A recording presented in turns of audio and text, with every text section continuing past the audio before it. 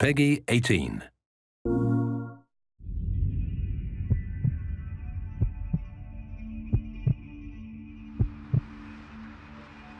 So Detroit is a neo-noir thriller taking place in the near future, where we are going to be in the shoes of three androids who will fight for freedom. And actually it's a game in which you play this character, you play the stories, you make decisions, and by making decisions, you tell your own story.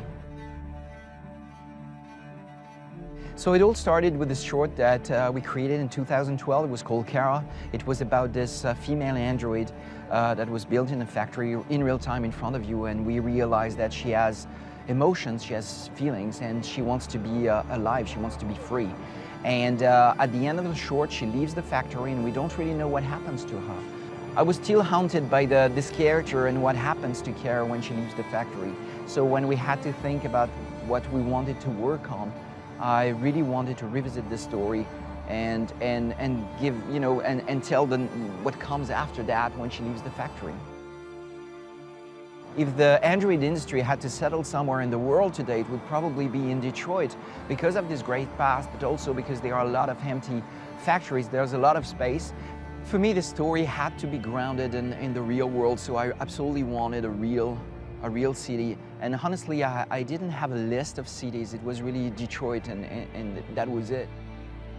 Well, creating a game that has as a title the name of a real place is something very challenging, because at the same time you want to be inspired by the locations, and you want these places to fit into the story that you have to tell, but at the same time it's very important that you are very respectful for the people living there, so they don't get the feeling that you use their city and you use their daily lives basically to tell your story.